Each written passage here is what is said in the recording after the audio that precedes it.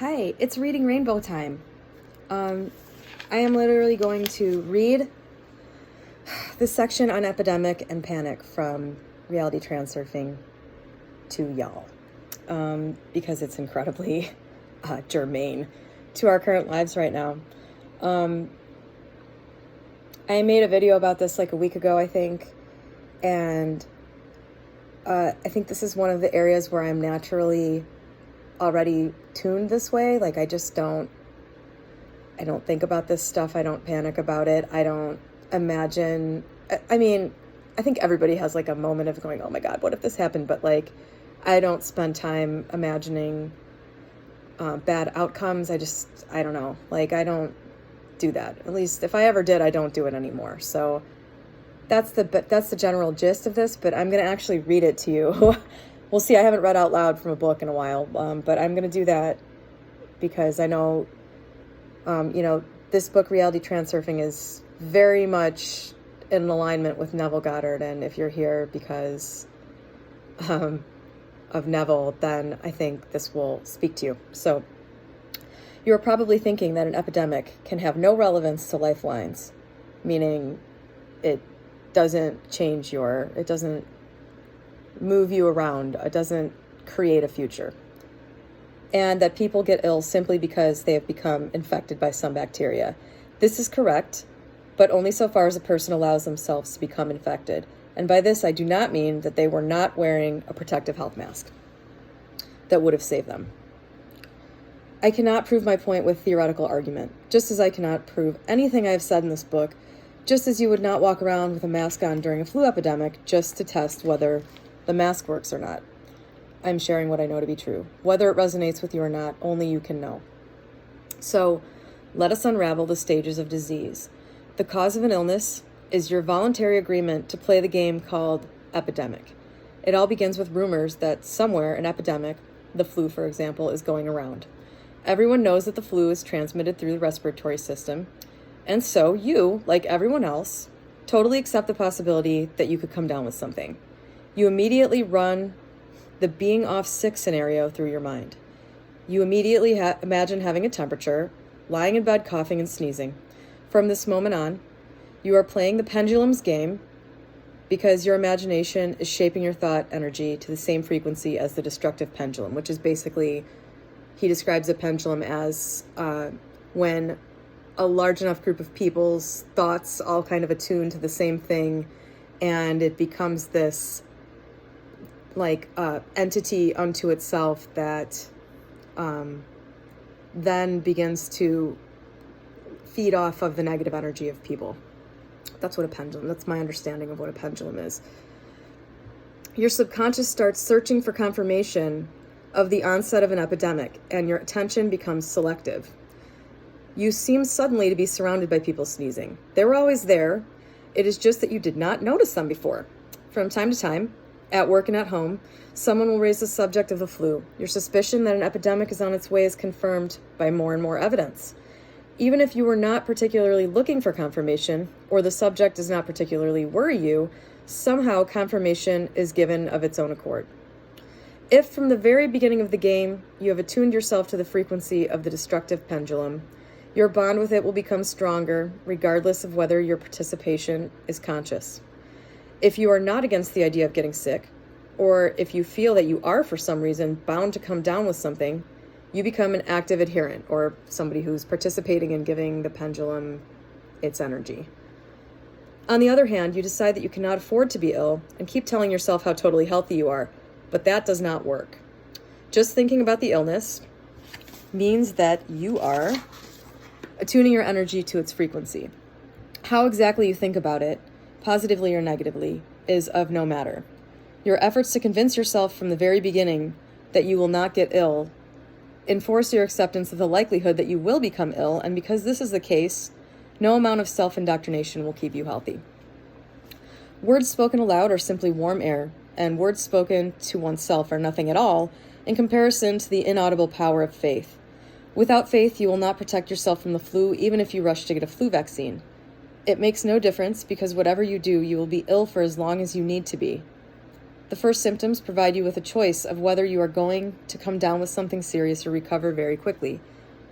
You might make a weak attempt to resist, but finally you face the fact that you are going to be ill. With that, the final adjustment is made to your energy vibration, and you shift to a lifeline where illness is prevalent. The induced shift actually starts from the very moment that you respond to the pendulum's prod. If you genuinely could not care about the epidemic, you will not be affected. If you are on holiday, have not communicated very much with anyone, have not seen the news, and know nothing about the epidemic, the pendulum will not affect you. It will simply disappear into thin air. Have you ever wondered why doctors are not infected by their patients? I guess that's not quite the case here. Many boldly work without wearing a mask. It is not because they had the jabs. You cannot have a vaccine for everything. The thing is that doctors are also actively playing the game of the illness pendulum, but they are playing an entirely different role. By analogy, the next time you fly, notice the stewardess on the plane. They whiz up and down the cabin like little angels, insistently advising passengers to fasten their seatbelts, and yet they are so mobile in the cabin one suspects that if anything happened, they would simply hover in the air like hummingbirds. What about breastfed babies infected with AIDS? The fastidious reader will ask. Do they too radiate the energy of induced transition? In response, it should be said that firstly, we are looking at the phenomenon of epidemic as a general tendency, and secondly, I am not suggesting that the concept of infection is a delusion or that thought energy radiating at the frequency of illness is the sole cause of ill health. Transurfing is neither a dogma, nor does it claim to have the final authority on truth. No idea should be taken to be absolute truth. We can only take into account patterns and regularities. Truth is always somewhere close by, but where exactly, nobody can say. So I found this really interesting over the last couple of weeks because I have had this in my consciousness almost not at all. And so it's really interesting to me because there's been such a growth. And of course, I'm speaking of my own awareness of this epidemic. I wasn't concerned about it at all because of zinc lozenges, which have prevented me from getting sick in every way for like a decade. And I want to get to that in a second because I'm pretty sure I got this 5 days ago and that zinc has saved me again. But I didn't really start thinking about this at all or giving it any attention until like Saturday. That was when I decided I was going to go and see if they still had zinc in the stores and buy it all. And I did.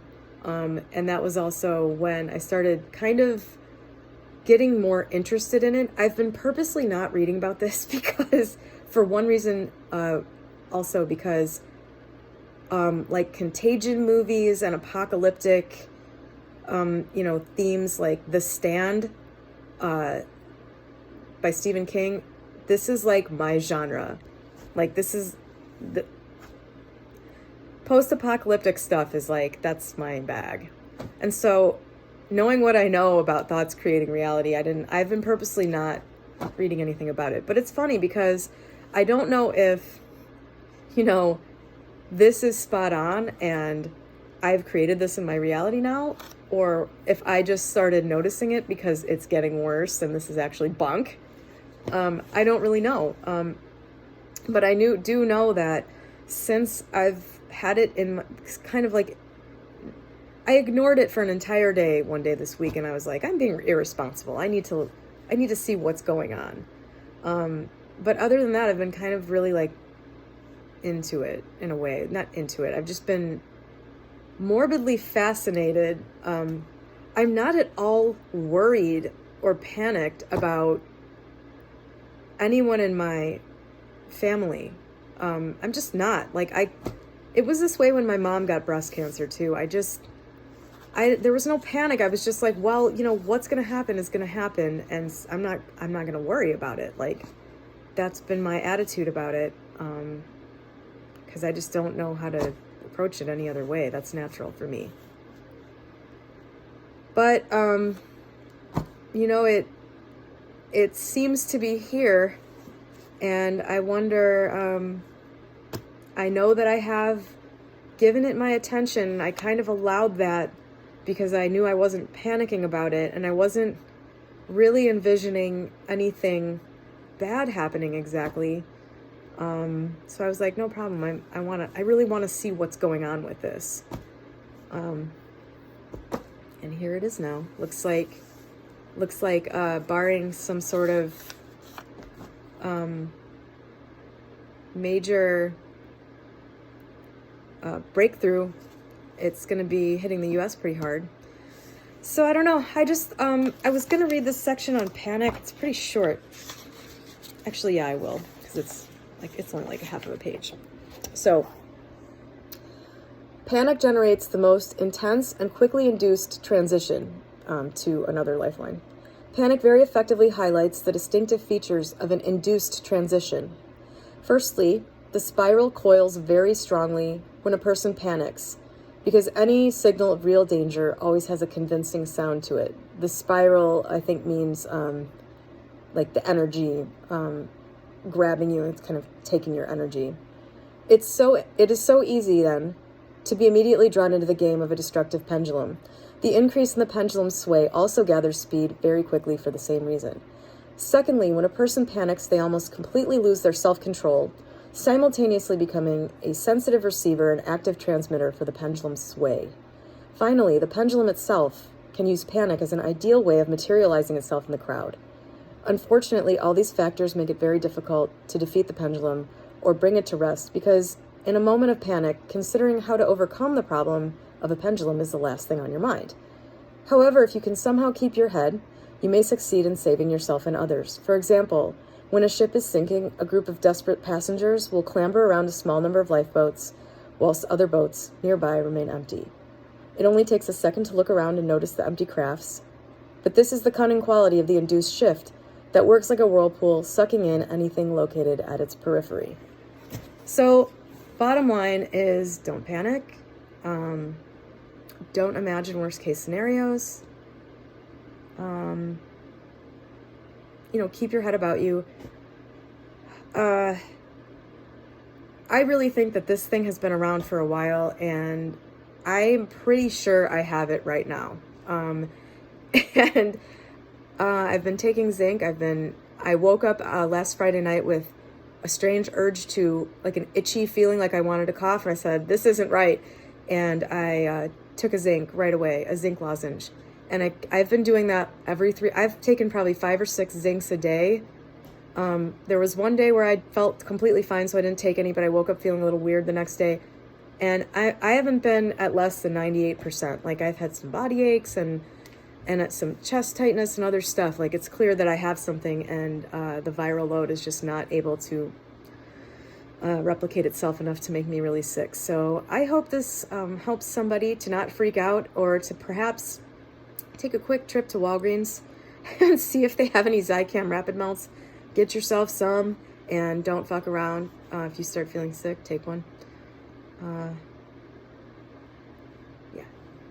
I guess for telling people not to think about it, I've made 2 videos about it, but I know people want to hear about this, so maybe not necessarily from me, but I know that's what people are thinking about right now, so I wanted to put that out there.